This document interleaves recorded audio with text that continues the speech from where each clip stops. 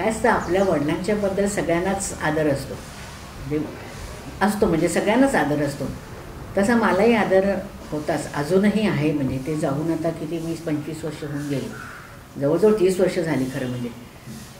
पण माझे वडील फक्त माझे वडील नव्हते, ते ज्ञानकोशकार होते आणि सावरकरवादी होते. म्हणजे लोकांनी ज्याला म्हणतात ना काय हॉट ब्रेक तसे होते, कुणी त्यांना आपलं म्हटलं नव्हतं. अशा ह्या वडिलांचं चरित्र यायचं म्हणजे माझ्यासमोर मोठं चॅलेंज होतं. एक तर वडील म्हणून असलेलं एक आपली भावनिक त्याच्यामध्ये गुंतवणूक आणि चरित्रकार म्हणून एक चरित्र नायकाचं एक विशिष्ट थोडंसं तटस्थपणाने त्याचं एक मांडणी करणं, ह्याचे दोन माझ्यासमोर हे होते. आता हे लिहिलं कसं चरित्र, माझ्या खरं सांगते की कधी असं वाटलं नाही की आपण त्यांचं चरित्र लिहू वगैरे.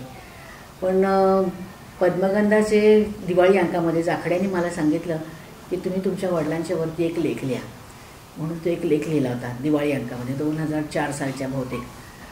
तर तो लेख वाचून सुराज सुनेकर म्हणून एक जुने समीक्षक आहेत, त्यांचा निरोप आला मला की तुम्ही तुमच्या वडिलांचं चरित्र लिहा. नंतर राचिम ढेऱ्यांचं फोन आला की तुम्ही वडिलांचं चरित्र लिहा. मग मला असं वाटलं की नाही आता लिहायला पाहिजे आपण. पण तेव्हा मी पाकिस्तानची पुस्तकं लिहिण्यात इतकी गुंतलेली होते की ते थांबवून मला हे करायचं नव्हतं, म्हणून मग थांबले. आणि मग जेव्हा चरित्र लिहायचं ठरवलं तेव्हा फक्त आठवणीतले चरित्र लिहायचं नव्हतं मला, कारण 20व्या वर्षी लग्न होऊन मी गेल्यानंतरचं त्यांचं जे आयुष्य होतं ते फक्त पत्ररूपाने मला थोडं पाहिलं. पण त्यामध्ये काय झालं सांगू का, वडील 81 साली गेले तेव्हा कोल्हापूरला आमचं घर सोडायचं होतं, भाड्याचं घर होतं. तेव्हा आम्ही असं चारही आमच्या भावंडांनी ठरवलं की तिथे जाऊन एक महिनाभर राहायचं, एका त्या घरामध्ये एकत्र आपण सगळे राहूया. म्हणून आई गेली, आम्ही भावंडं राहिलो. पण तेव्हा मला स्लीप डिसचा खूप मोठा अटॅक आला होता, त्यामुळे मी जाऊ शकले नाही. तर मी माझ्या भावंडांना सांगितलं की आपल्या घरातली आणि आप्पांच्या ज्ञानकोशाच्या ऑफिसमधल्या कागदपत्र जे काय फायली त्यांच्या असतील महत्त्वाच्या तुम्हाला वाटतील त्या सगळ्या घेऊन या, माझ्यासाठी मला सगळं वाचायचं आहे. तर त्यांनी एवढाली 2 गाठोडी भरून माझ्यासाठी आणलं. हे किती 81 साली, आणि त्याच्यानंतर आम्ही घरं बदलली, हे झालं. पण तरी ती 2 गाठोडी मी बरोबर बाळगली होती. आणि हे चरित्र ह्याचं जेव्हा ठरवलं तेव्हा ती सगळे जेव्हा काढवलं, सगळी कागदपत्र काढली, तेव्हा माझ्यासमोर अक्षरशः खजिना त्यांच्या आयुष्याचं सगळं हे झालं माझ्यासमोर. कारण जे जे पुढे वादग्रस्त मुद्दे ह्या पुस्तकात आहेत ना त्याचे पुरावे मला मिळाले त्याच्यामध्ये. कारण कोल्हापूरसारखं गाव की जिथे ब्राह्मणेतर वादाचं म्हणजे अगदी कट्टर तिथे हे आहे. आणि मी काळ सांगते तो किती सालचा, स्वातंत्र्यापूर्वीचा. वडिलांचा जन्म 1909 की 10 सालचा. त्याच्यानंतर ते 10-12 वर्षाचे असताना घर सोडून गेले होते शिक्षणासाठी, कारण आष्ट्यामध्ये त्यांचा जन्म झाला आणि माझ्या आजीची बरीच मुलं गेली होती. तेव्हा तिला वाटलं की हा मुलगा आपल्यापासून दूर होऊ नये. तेव्हा ते वफा होतं. ते वफा झालं की त्याला एखाद्या शास्त्र्याकडे शिकवायचं, म्हणजे हा भटजीगिरी करेल. पण वडिलांना ते नको होतं. माझी आजी फार ही होती, ती म्हणली तू इथून बाहेर पड. तर वडिलांची आत्या एक सांगलीला होती, तर ती आई जाणार होती माहेर सासरी. तर तिला सांगितलं की याला घेऊन जागं, पण कुणाला बोलू नकोस. मग कारण माझे आजोबा फार देवभक्तच होते, म्हणजे विठ्ठल भक्त. दरवर्षी ते हे करायची, पंढरपूरची यात्रा करायची वगैरे. ते आपल्या मुलाला जाऊ देणार नाही तसं आजीला वाटलं. तर वडील घरातून पळून गेले, असे कोपऱ्यावरती उभे राहिले. मग ती त्यांच्या आत्याचं ती सारवट गाडी होती तेव्हा, सासर तिचं खूप श्रीमंत, त्या गाडीतून बसून गेले. आणि ती म्हणली मी तुला घरी नाही घेणार, कारण सासरचे लोक, ती 12 वर्षाची 10-12 वर्षाची आत्या. तर ते गावाच्या बाहेर उतरले आणि तो हा 10-12 वर्षाचा मुलगा घराच्या बाहेर पडला. आणि अक्षरशः मामा होते त्यांचे, श्रीमंत होते. पण ते म्हणले हे काय खानावळ आहे का, आमच्या घरी किती दिवस राहतो. मग ते कुठेतरी कुणाच्या तरी घरी असे राहायचे, ओसरीला पडून राहायचे, त्यांच्या घरचं काम करायचं. काही वेळा त्यांनी मधुकरी मागितलेली आहे. अशातून त्यांनी शिक्षण पूर्ण केलं, मॅट्रिक झाले फक्त ते. आणि मग कोल्हापूरला आले, कारण काय पुढे काय दिसत नव्हतं. तर कोल्हापूरला जाहिरात आली होती की टेलरिंग कॉलेज, मग टेलरिंग शिकूया म्हणजे त्यातून पैसे मिळतील वगैरे म्हणून ते आले. आणि त्या टेलरिंग कॉलेजमध्ये राहायला तिथेच व्यवस्था होती. तिथे हे दामले मामा, प्रभातचे, फत्तेलाल, हे सगळी मंडळी तिथे राहणारी. त्यामुळे त्या लोकांची आणि आप्पांची इतकी जवळची ओळख झाली. आणि तिथे राहत असताना ते काहीतरी टेलरिंगची पुस्तकं त्यांनी बघितली परदेशातून आलेली, आणि ते म्हणाले की अशा टाईपचं पुस्तक आपल्याकडे असायला पाहिजे मराठीतलं. तर सगळ्या लोकांनी त्यांना खुळ्यातच काढलं की हा 22 वर्षाचा मुलगा मॅट्रिक झालेला आणि हे ज्ञानकोशाची भाषा करतोय. पण वडील अगदी इतके पक्के होते की नाही हे मी करणार. मग ते त्याने ते केलं. पण सगळ्या त्या 22 वर्षाच्या मुलांनी त्या काळामध्ये कसलीही तांत्रिक काही म्हणजे फोन सुद्धा काय माहीत नव्हतं. परदेशातून त्यांनी त्या लोकांच्या एम्बसीला पत्र लिहिली, त्या लोकांनी फोटो पाठवले, माहिती दिली. असं करून व्यावहारिक ज्ञानकोश हा त्यांनी पहिला भाग त्याचा 1935 साली म्हणजे माझ्या जन्माच्या आधीचा काढलेला आहे. आणि तेव्हा त्यांना किती बरं पगार माहिती आहे, मी सांगितलं तर वेळ लागेल. म्हणजे अक्षय माझ्या डोक्यात आता एवढे पैसे आमच्याकडे आहेत. आणि तेव्हा 30 रुपये अप्पांना पगार होता. तेव्हा आईचं लग्न झालं, त्यांचे म्हणजे लग्न झालं, आम्ही 4 मुलं झालो. 30 रुपये पगारात ह्या माणसाने व्यावहारिक ज्ञानकोश काढला. तेव्हा पहिला खंड जेव्हा प्रसिद्ध झाला तेव्हा तो खंड घेऊन ते ज्ञानकोशकार केतकरांच्याकडे त्यांना भेटायला इथे पुण्याला आले होते आणि त्यांना दाखवला. त्यांनी सगळं बघितलं आणि ते म्हणाले अरे ह्याच्यात इतके फोटो, परदेशातले लोकांचे फोटो दिलेस तू, एवढी माहिती दिली आहेस मला. ते त्यांनी वडिलांच्या गालाचा मुका घेतला असा चेहरा हातातून आणि ते म्हणाले अरे तू माझ्या पोटी जन्माला यायला पाहिजे होतास रे. ते हे असे कष्ट करून, पण ते सावरकरवादी ना, त्यामुळे गांधींचा खून झाल्यानंतर घराची जाळपोळ झाली. आमचं घर तर भाड्याचंच होतं, मुसलमान भाडेकरू होता. सगळे लोक 10 वाजता असे शेकडो काय हजारो लोक किती आले, मला काय, आम्ही 10 वर्षाची होते तेव्हा. सगळे आले आणि आमच्या घरातलं सगळं सामान बाहेर काढून जाळलं. आणि आम्ही अक्षरशः, माझा भाऊ तेव्हा 1 महिन्याचा होता, धाकटा भाऊ माझा, त्याला घेऊन आम्ही अक्षरशः अंगावरच्या कपड्यांनीशी घराच्या बाहेर पडलो. तर दुसऱ्या दिवशी त्या भावाला गुंडाळलेलं ते दुपटं असतं ना, नऊवारी साडीचं असं घालतात, ते उसवून आई दुसऱ्या दिवशी लुगडं नेसली. तिने आम्ही काय कपडे घातले काय करावं. अशा स्थितीतून बाहेर पडून मग ते खूपच म्हणजे ते आईच्या हिमती. तेव्हा आई 27 वर्षाची, वडील काहीतरी 35-1 वर्षाचे.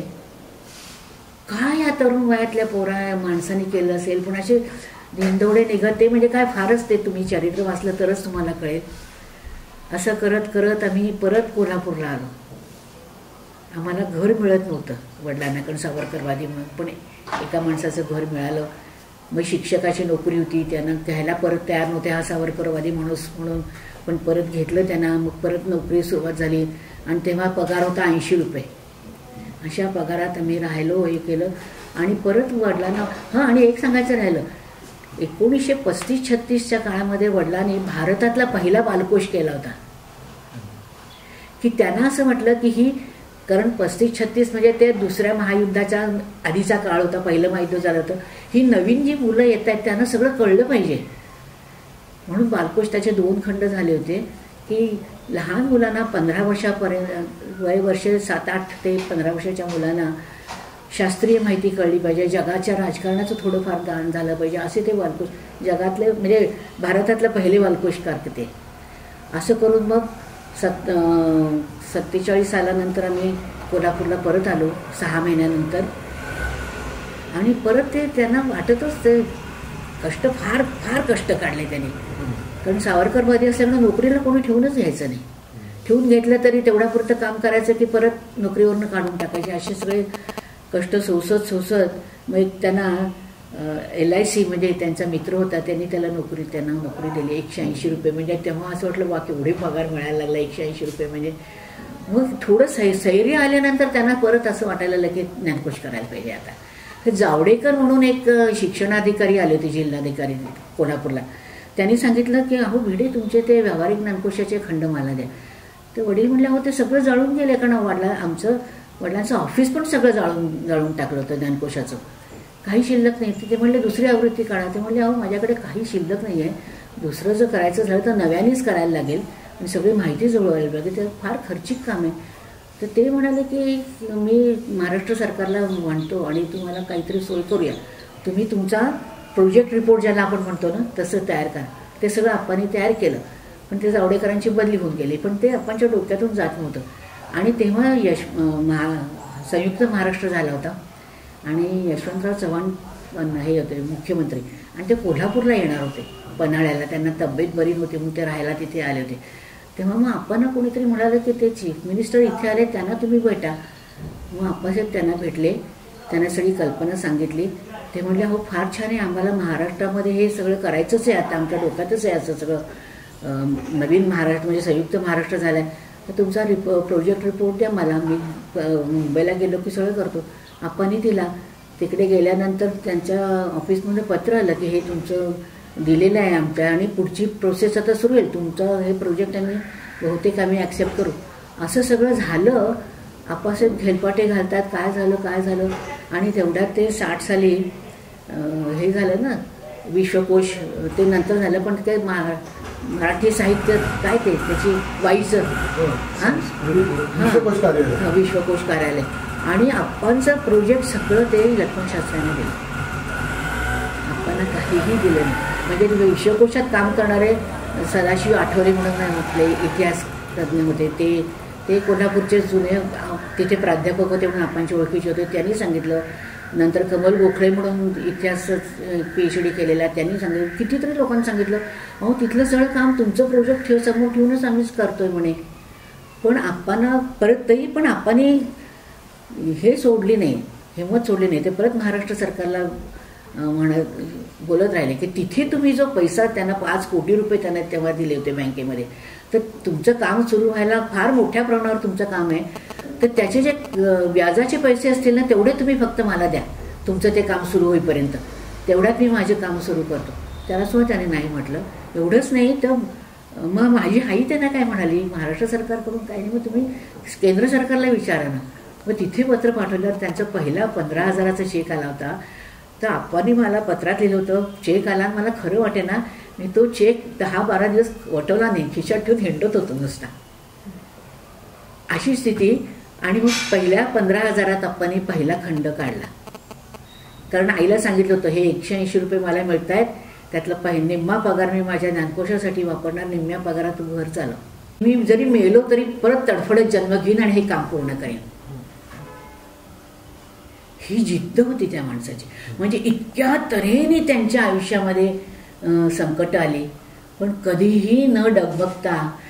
शेवटी आजारी होते ना तेव्हा सुद्धा ते डॉक्टरना म्हणाले, ल्युकेमिया झाला होता त्यांना, डॉक्टरना म्हणले doctor I can't afford to die now, it is a luxury, just give me 1 year, I have to wind up everything. तर डॉक्टर म्हणले तुमच्यासारखा पेशंटच नाही बघितला मी. मरायला टेकल्यानंतर तुम्हाला तुमची बायको मुलांची कधी तुम्ही त्यांच्याबद्दल बोलत नाही, तुम्ही फक्त ज्ञानकोशाबद्दल बोलता असं. त्यामुळे मला असं वाटतं की झपाटलेले होते ते.